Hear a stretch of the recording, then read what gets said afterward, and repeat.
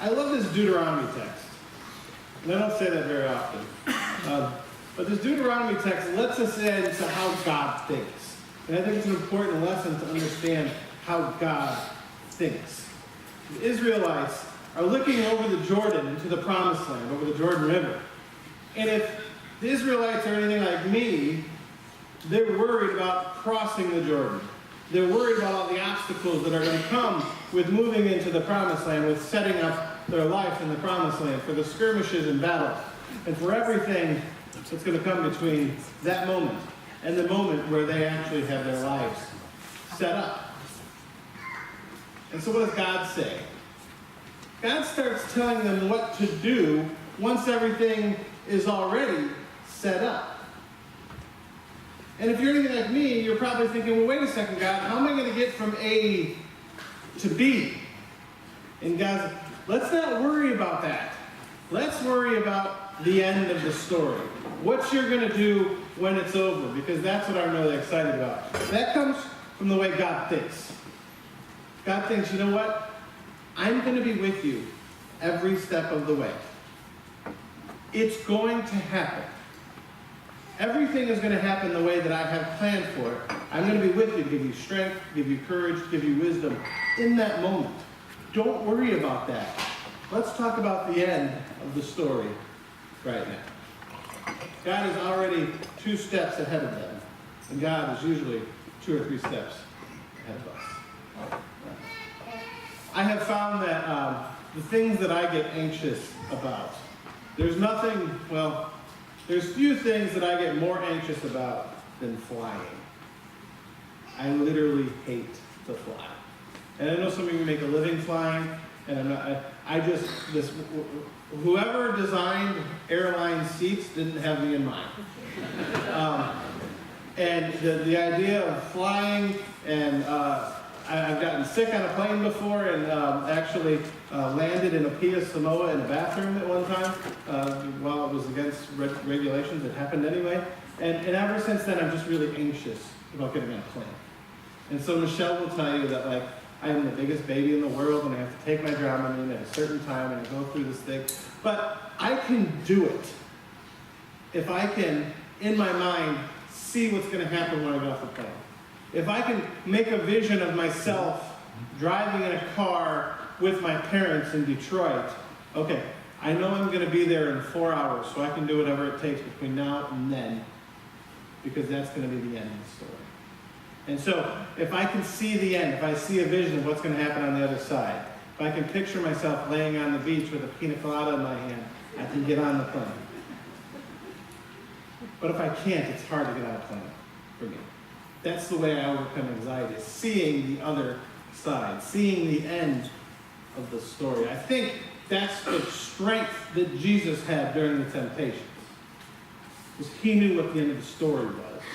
And so even though turning stone into bread sounded good right now, he knew the end of the story. That was more important than the struggles that he was going through right now. I know that we all go through struggles in life. And I know that some of you may be going through them right now. And some of you may not. Your lives may be great right now. But as we enter into Lent, I think we can listen to what Jesus has to say during these temptations. And we can maybe learn something about going through times of struggle, or going through times of fasting like we are in Lent.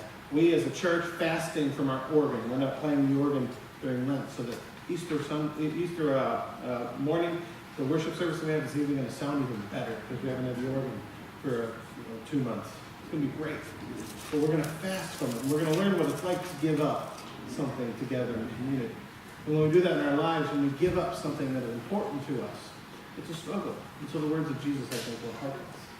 The first thing he says is, man cannot live on bread alone. When Satan tries to tempt him to turn the rock into bread.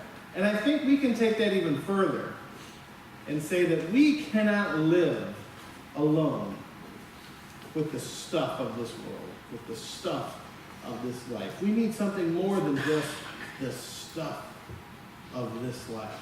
Now, I have stuff, you have stuff, we all have stuff. Some of it we just love, it's like a big screen TV during football season, or, we just, and it's not bad to have stuff. Jesus doesn't say that stuff is bad.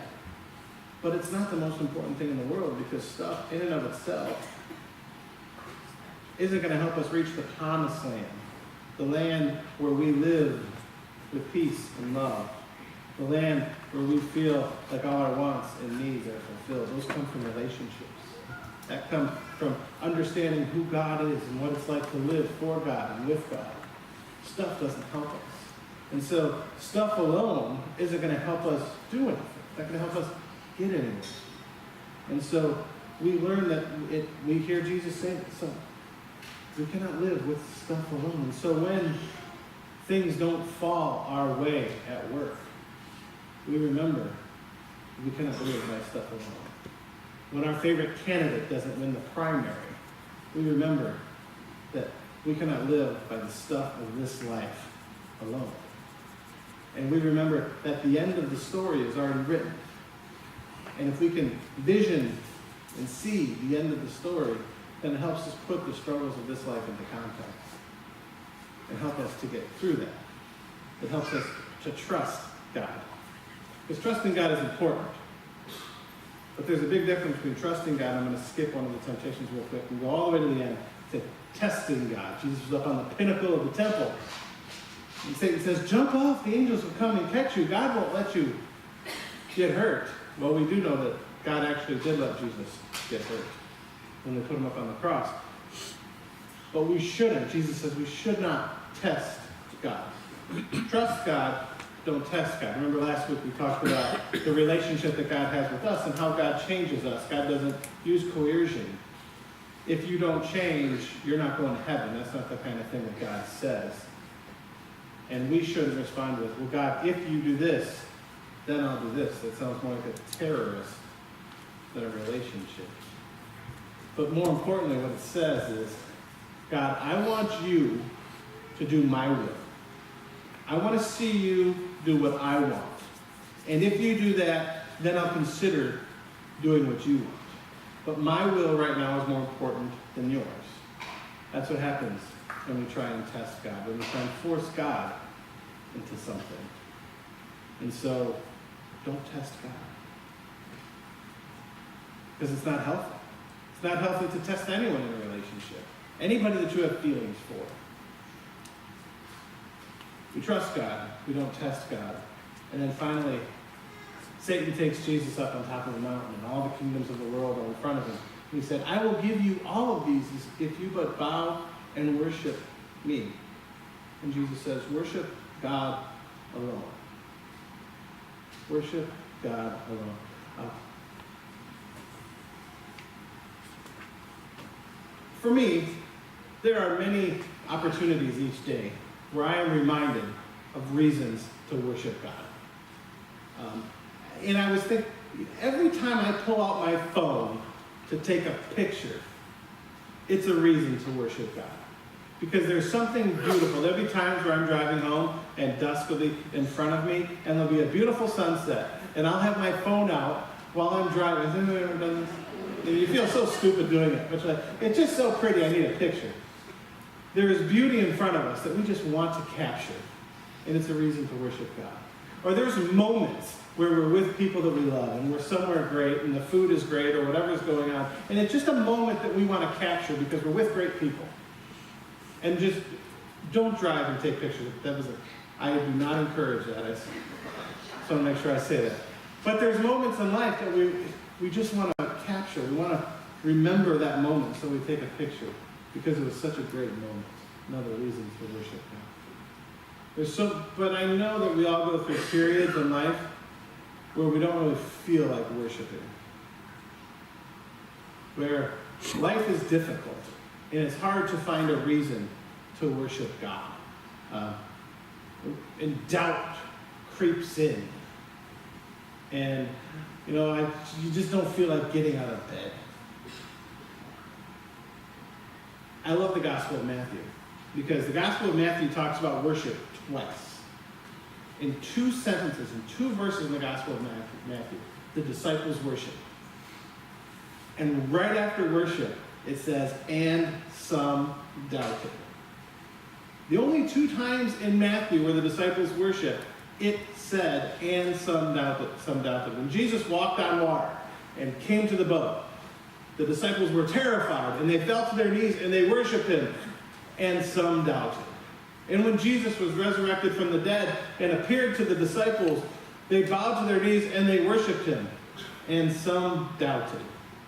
Because when you doubt, it's as good a time as any to worship God. Sometimes you feel like you might be going through the motions and it doesn't mean anything right now, but I love what Paul writes today. The word is near you. It's so close to you, you can't even realize it. It's in your heart and it's in your mind. And right now, it may not make any sense. But someday, maybe tomorrow, maybe next week, maybe next month, that word, keeping it close to you, has the power to change your life. Because you'll remember that the end of your story has already been written. And it's a really, really wonderful ending. Because Jesus died and rose for you. Amen.